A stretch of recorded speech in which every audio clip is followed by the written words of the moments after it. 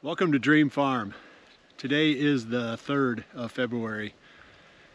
We are 8 days into the TSI project and about roughly halfway done, maybe a little bit more than half. So I figured it'd be a good time for an update, maybe talk about a few things that we've learned and show you our progress, and then we'll do one more TSI episode once we wrap the whole project up. When we come back from hearing from our sponsors, we're going to talk about maybe the one thing that was kind of depressing that we learned here in the past week.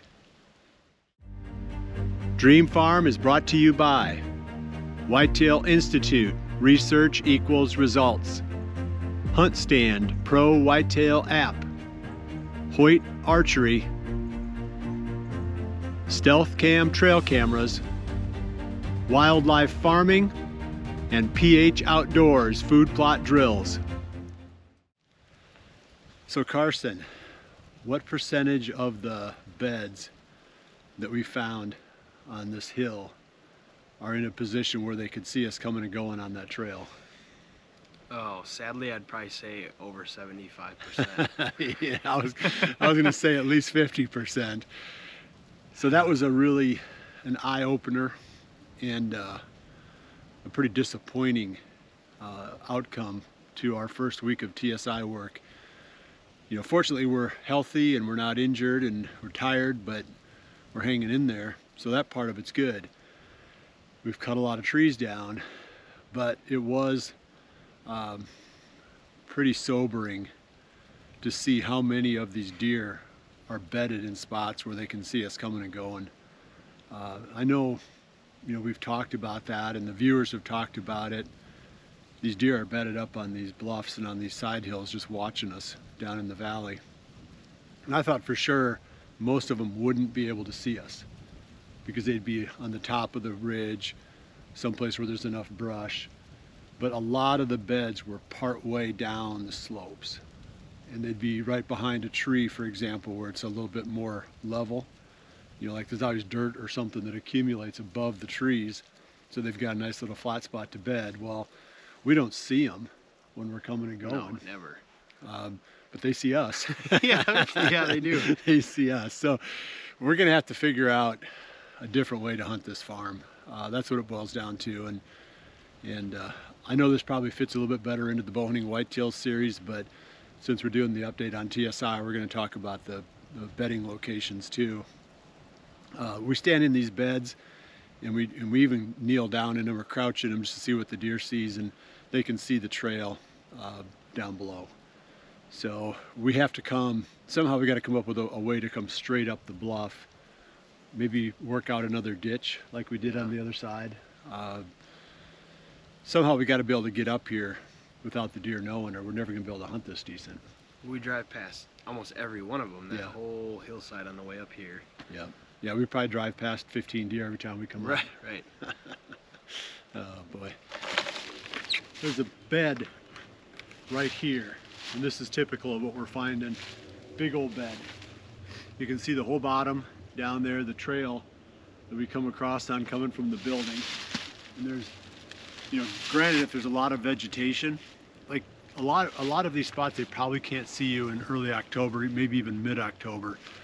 But from mid-October, late October on, when all the foliage is dropping off these off these small saplings, they can see all the way to the bottom, and that's where the problem is.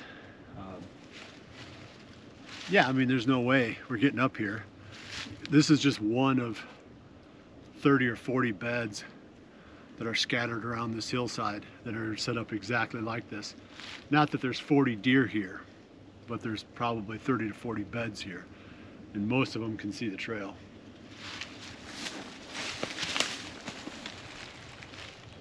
Yeah, you definitely can. But we cut a lot of trees, and we're gonna make a real impact on this side. There was a lot of junk in there.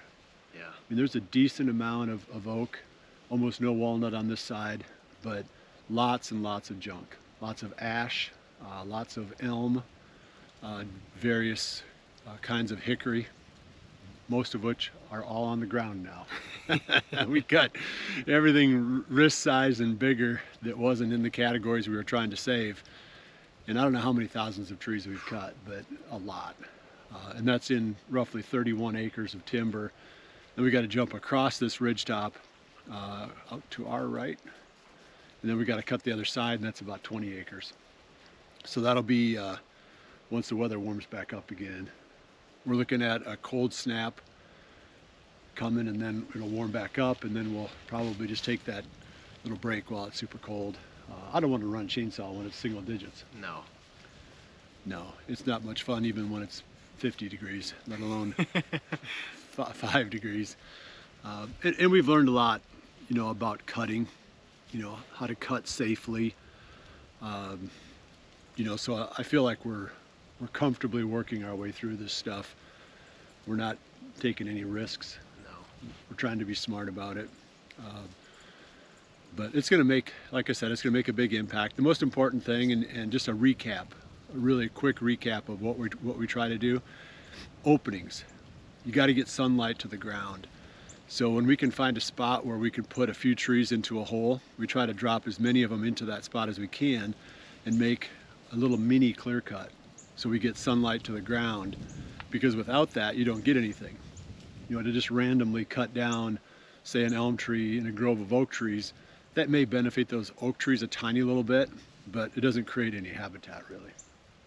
So that's what we've been focusing on. So when you look at the work that we've done here, what you're going to see are some really big openings, and you know, that's going to be the whole key to the success here. It's going to take a fire. We got to burn this, maybe even this spring again, because we put a lot of stuff on the ground, and there was already a few spots where there was a lot of multiflora rose, Japanese barberry, you know, some of the stuff that we really don't want here. We can burn those out. What can you think of, Carson? Anything else to add? Not a whole lot. I mean, we didn't clear cut, like you said, the whole side, but you know, we made these big pockets. It almost looks like strips kind of going down the hillside, depending how steep it was. Yeah, But I think that's the key, and it was steep. Carson's legs are stronger than mine, and he isn't quite old enough to realize that I took advantage of him. Carson cut all the steep stuff. I cut the stuff that was more gradual. But I guess it comes with age. You learn these little tricks. When Carson gets to be my age, he can take the next Carson and teach him all the tricks of the trade. Well, I think we'll call it quits there well, we got a little bit more cutting to do today, but we'll stop the episode here, and then we'll be back again with a wrap up when we get this whole project done, probably a week to 10 days. We appreciate you joining us. We'll see you right back here again soon for the next episode of Dream Farm. And remember to always dream big.